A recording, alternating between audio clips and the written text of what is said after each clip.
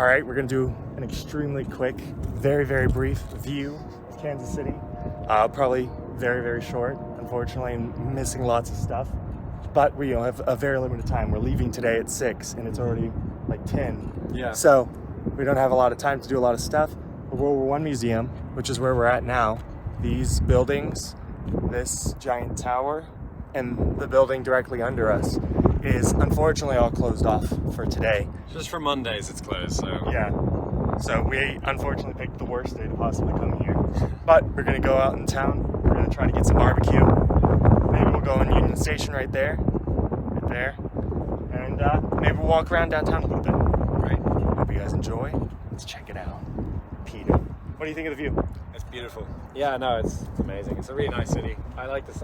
Even the mix of architectures is beautiful. It's not spread out, which is very different to what I'm used to. It's really nice, and it's living. It's working. It's a city that's working. It's not like, you know, there are abandoned parts, but the majority of it's pretty well maintained. Very well maintained, actually. I'm surprised. So the reason Kansas City ended up having the National World War I Museum, this is the United States World War I Museum, is because the general who was in charge of American forces, who also fought against Mexico in the intervention against Mexico, is General Blackjack Pershing, or John Pershing, who was from Missouri but ended up living in Kansas City for a good portion of his life.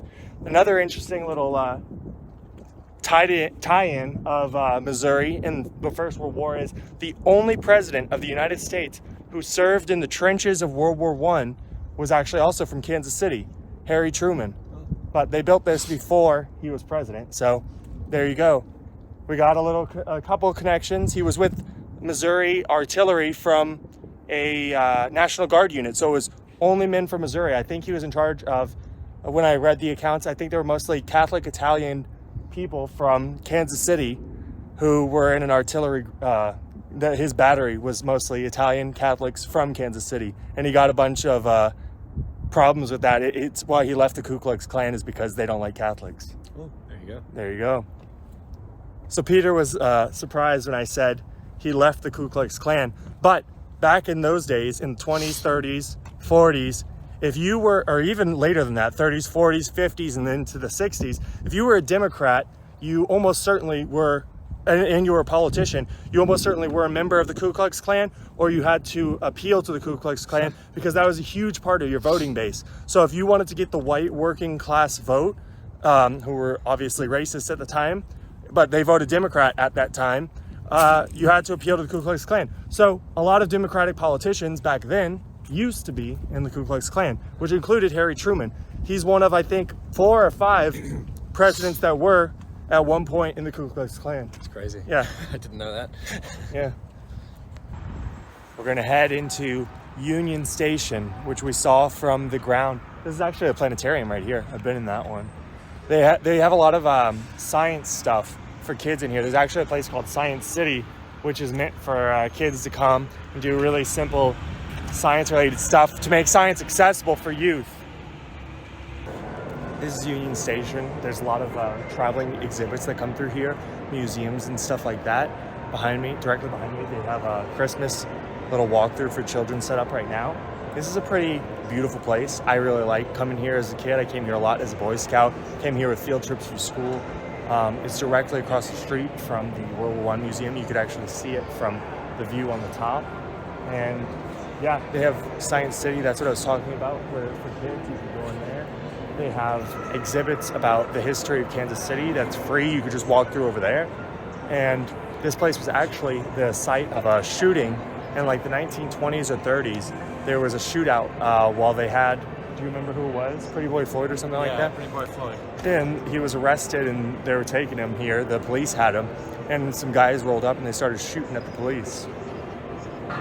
This is the entrance to the Christmas thing that they have going on. You could see it a little bit back there through the door, but unfortunately we can't get in there right now because we're not gonna go take pictures with Santa or whatever's going on back there. So we ordered some food at the cafe they have here in the Union Station. Peter's looks really good. It's delicious looking, but I got something very simple. I just got a waffle. Probably should have gone for the pancakes, but the waffle looks good. Okay. And there you go, Peter. Take a bite of your sausage. say what you think. Is that ketchup? It's good. It's gross. Did you see that with ketchup? It's nasty. All right. I'll not make you guys watch Peter eat his nasty ketchup food. So here, 4 law enforcement officers were killed by Pretty Boy Floyd and accomplices while they were trying to free a man named Nash while they were taking him to go to prison, basically. This was a really historic event. Pretty Boy Floyd is a very, very famous gangster of that era.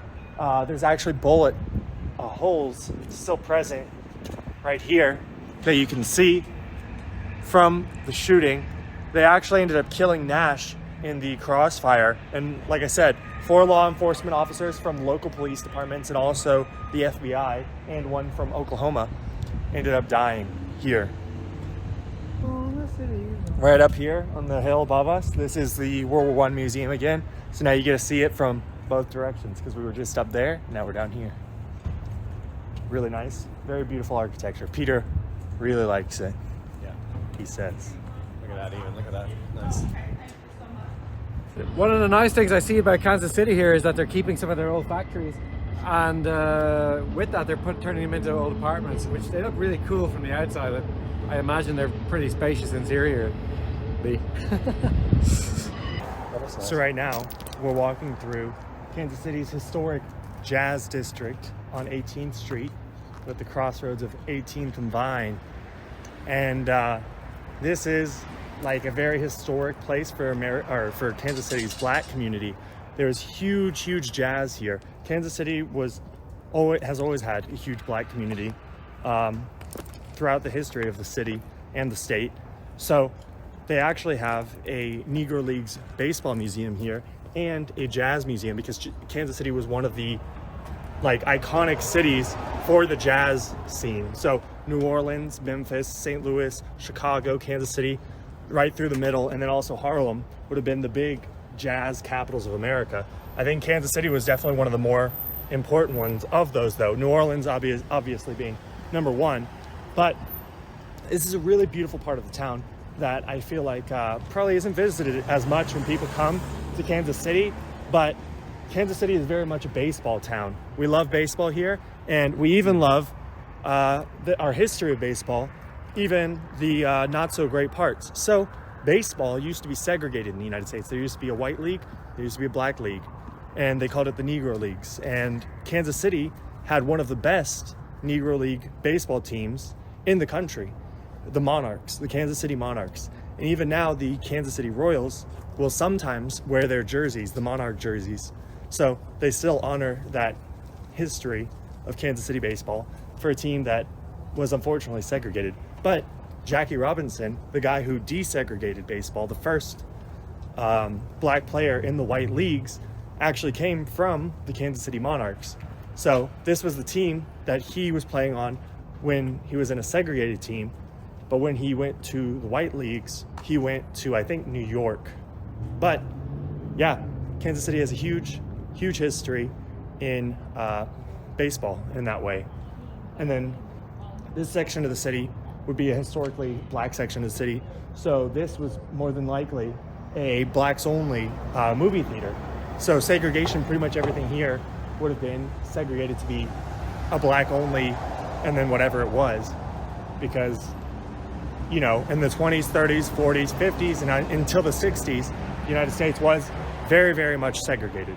And especially in cities and states like this, because Missouri does have a history of being a slave state and culturally part of the South, but that's slowly been changing over time. So directly behind me, this is the Negro League Baseball Museum, NLBM. And I've been here a bunch of times. Growing up in Kansas City, you'll come here with your schools. Pretty much every school will come here for a field trip. I used to go to like a summer school type thing too, and we would come here every summer, so I'd come a couple times a year. And my dad loves baseball, so I've been here for that too. It was a huge part of Kansas City history, is the Negro League's Baseball Museum. And I definitely think if you come to Kansas City, these places might not be checked out as much as others, and they definitely should be. And the Jazz Museum is here too. I'm not a big musical guy. I couldn't really talk about jazz so much. Peter probably could, but there's jazz too, and it's a really nice museum. I used to go to, they would take us to both. So we would see both. You could hear different examples of different types of jazz from different areas in the United States. And right here, even in the middle, right now it's closed, both museums, because of the day. It's unfortunately Monday and they're not open. But they have a beautiful little exhibit here. It didn't used to be as extensive, and I haven't looked through it yet, but I'm really looking forward to seeing what they have here that's new. So out here on the streets, they have a Hall of Fame for jazz musicians. So you can come out here. If you're into jazz, check out all these. I'm sure if you're into jazz, that these are probably all names that you'd recognize, like Quincy Jones and stuff. If you're really into that era, that jazz scene, you probably already know about this, and this is probably already a place that's on your list to come and visit. And if that's the case, I definitely encourage you to come out here. There's a lot to do in Kansas City and a lot to see, and this is definitely a beautiful part of it that I think anybody who comes to visit Kansas City, you should definitely make your way down here, check out 18th and Vine. It's a beautiful city, beautiful part of the city, I should say. Mm-hmm. So Peter, I imagine this is the first time that you've kind of been able to for sure know that you're walking through an area that was legally segregated in the United States. So how do you feel? What do you think of the place? What does it look like to you? What's all your impressions? Something that's kind of, they've, in some way, they kind of honor their past, and they've got lots of lovely, well, with the museums and stuff like that, they're kind of embracing a good positive end of the history with the jazz scene for sure. Yeah, it's nice. It's really well kept up, and they've done a really good job. The arts have really done a lot for this area. Yeah, and the buildings here are beautiful, really well maintained. They're all looking pretty immaculate, I would say, and I like this. Yeah, it's beautiful. I think this looks really nice. This jazz mural that they have here. So we're out front of the Nelson Atkins.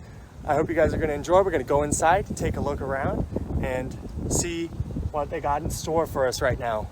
It's really good. Hopefully there's, I think there's like Asian art here, there's American art, there's really from everywhere in the world, it seems anyway, from the program. It looks incredible. And the iconic Kansas City shuttlecocks right here. What do you think of them, Peter? I guess it's art. It's just art. Yep, that's right. It's just art. All right. We're gonna check out the Nelson Atkins. Art. Art. Art.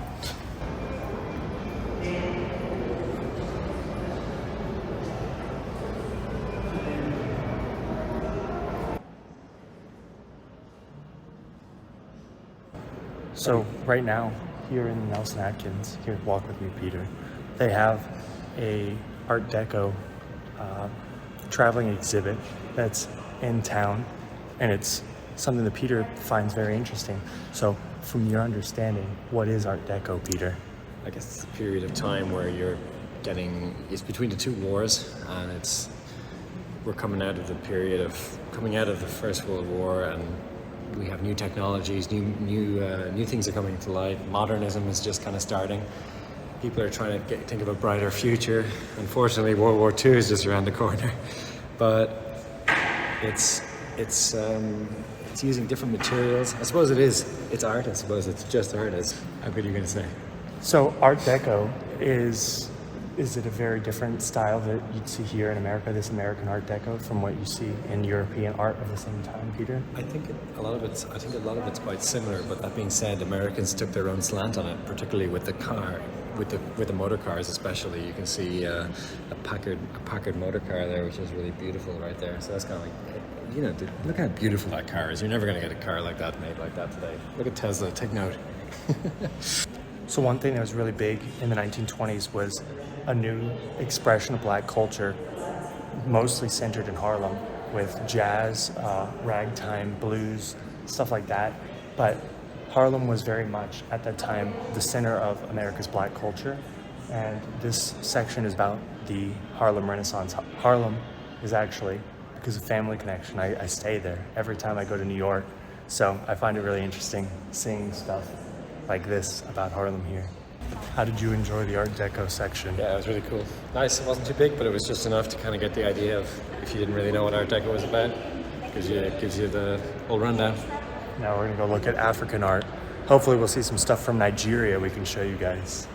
It's so great being here in Kansas City and getting to see Nigerian art displayed prominently at our museum. This stuff is from the city of Edo in Benin, what was the Benin Kingdom, looted and destroyed by the British when they took over Benin City. And this is actually a Yoruba weapon that they have here. So really cool getting to see, a connection to the Nigerian trip that I took right here. So this is actually also from the city of Benin. When the king of Benin refused to submit to the British, they basically came in, destroyed the whole city, burned his palace down, and stole every single thing inside. So all over the world, you'll see things from Benin City. That's why it's so famous, actually, all over the world, because so much of Nigeria's cultural heritage that you see outside of the country is from there, because the British stole so much of it and they just sold it off to museums all over the world. These are knock figures from Nigeria. Yeah, it's a beautiful building inside here. This modern art gallery. You've got wood, you've got marble, you've got everything going on. The full Art Deco in the works here. It's confusing, but really nice to see. Peter's a big fan of Egyptian art. Tell me about these. Oh, I guess I actually don't know about them, but this is another big Egyptian collection in the world. Really. Egyptology used to be a really big thing in England and France specifically.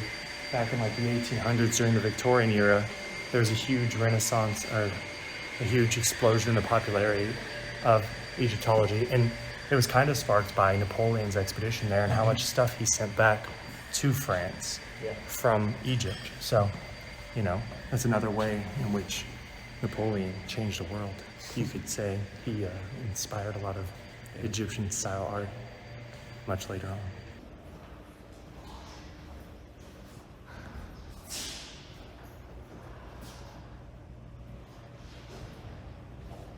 You like it, Peter? Oh, that's amazing. Here you have like a fully taken out an old monastery and just brought it straight to Kansas City. It's quite amazing. They shipped it all the way here. From Spain. And look at the tombs right there. That's pretty amazing. The tops of the tombs. Look at that. That's pretty impressive, right? What? It's impressive that I said that could be a Caravaggio, and look at it. It is. There you go. Caravaggio. Caravaggio. The American collection. What do you think of American art, Peter? Yeah, it's beautiful. Very different.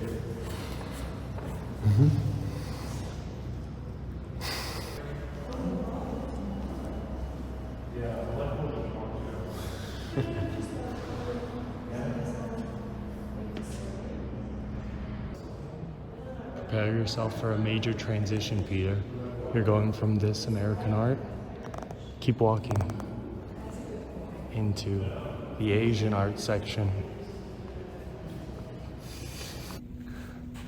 This is actually all the way from Bihar in India, one of India's more populous states. And they have a lot of beautiful Buddhist artistry from India here, because Buddhism did actually originate in India. So an art museum like this kind of ties together all of the different trips that I've shown you guys here. We've seen art from America, we've seen it from Nigeria, and now we're seeing it from India. It's really beautiful. All in Kansas City. Yeah, it's all in Kansas City. That's really It's all cool. here on display. We love the world. That's why I spend my time traveling it. There you go, guys. You won't. This is from Uttar Pradesh, which, if you've seen, I've spent a few videos there. This whole room is designed in a very Indian style. All of the art in here is from India. I'd say it's original. It's very beautiful. Yeah, it might be original. They might have moved it all over here. But yeah, it's really beautiful. They have a great display of Indian art here. It's all here in Kansas City. Come check it out. One time I actually came here, it was near Diwali, and they had, the whole building had a huge Indian themed thing going on. So they added a lot of Indian exhibits, and they even had Indian traditional dance down in the restaurant. They did a performance, which was really beautiful. That was before I started making videos, so unfortunately I missed it, but it was very beautiful. It's really old. How old is it? 1789. 1789? Yeah, it looks like a modern like. And it's Indian, or is it a trader? It's a native Indian leader apparently. Oh, foreshadowing. Much more beautiful Indian art that you can see here. Another nice feature of this museum is this beautiful area where you can eat and have a nice meal and give you that kind of Renaissance atmosphere, Italian kind of courtyard feel. Yep, at the Kansas City Nelson Atkins Museum, even the restaurant that they have here in the middle is very beautiful. They made it very, you know, visually pleasing. Yeah, it's tasteful. Good taste. And then here's, I think they might have modeled it off of maybe something Greek, because everything in this little section, this top part of the restaurant is Greek. And even the ceilings are painted. And it's sort of a faint, like very, like worn paint. So they made it kind of look like it's very old, you know, like you're in an ancient place, I suppose. And then here's some of the Greek pottery that's very, very famous. You'll see it in the Hercules cartoon by Disney. Yeah. Hercules. I think personally it's a very beautiful building though. That's what I don't know if you agree on that. No, absolutely. Yeah. Cool. It's done in that. What do you think of our American architectural styles, Peter? Yeah, very interesting. It's very Greek based. Yeah. Art Deco period. Really cool. Peter, that's a nice jacket you got there. Yeah, it's bronze. You bronzed it. Yeah. What do you think? It's nice. All right, well, we're here at Gates Barbecue, and we both accidentally overordered by quite a lot. So, I don't like pickles. I think they don't taste good. So I'm gonna remove those from my plate. We asked what's good. We got burnt in sandwich and combo plate. What do you think of the sandwich? It's good. It's nice, but they didn't tell us how big this was going to be, so I'm not going to be. I'm going to be. This is a normal American size. It's going to be a struggle. It's going to be a struggle.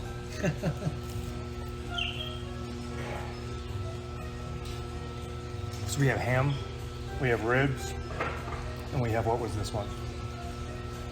Meat. Sliced beef. Yeah.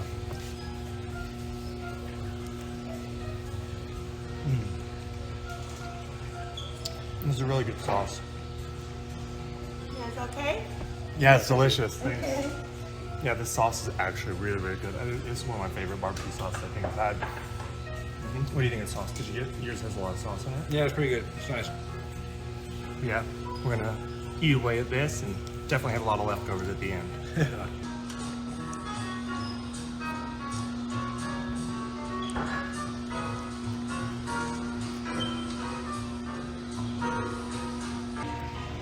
Okay, so we each have 4 different types of meat. Which one did you like the best? I'm kind of torn between the ribs and the burnt ends, but they're both really good. For me, burnt ends. You guys can't see that I ate, but I just ate a little bit off the side. Basically the overflow of the burnt ends. After that, I would give it to, I think this is brisket, I would give it to that, then ribs, then ham. What about for you? Yeah, I think same order. I can tell the sauces on this is probably a little bit spicy for Peter. It's a bit spicy, yeah. It's hitting me hard now. Yeah, he thought American cheese was spicy back in Omaha. So I know this very tangy barbecue sauce is going to be a lot for him. It's a bit. It's gonna be hard. but we're working away at it. So Peter, you've tried a couple different versions of Kansas City barbecue. What's your overall impression, and what do you think of burnt ends? Burnt ends are really good. Well worth a try. It's not too heavy. I guess looking at this quantity, it's a bit too much for me, but in general, it's something that you can definitely try in a sandwich. It's perfect. Well worth it. Do you think it succeed in Ireland? Yeah, maybe. It's hard to know. With Ireland, it's, you know, we go into there's fashionable foods after here and there, so it always changes. Like the potato. Yeah, so That one's been there for a while. we have. Well, I think this is where I'm gonna call it. I'm calling it already. Yeah, that's how far Peter got. This is how far I got. It's so delicious though. It's really good. Everything that's on my plate, really good. Definitely when you come here, pick out one thing that you want to try it. It can get a little expensive. We paid $91 for this. $91, but it was a bit. We didn't realize that she was going to put out all this, unfortunately. But anyway, that's the way. Yeah, but we got to try everything at least, so it's always a bright side. That's going to be it from Kansas City. I hope you guys liked it, and if you did, don't forget to like, comment, and subscribe. I hope you enjoyed the video. Good luck. Good luck. Yeah, I don't know. What can I say? Say, I love you. I love you. And say, Namaste, India. Namaste, India. And say, Baoni, Oga. Baoni, Uga. There you go.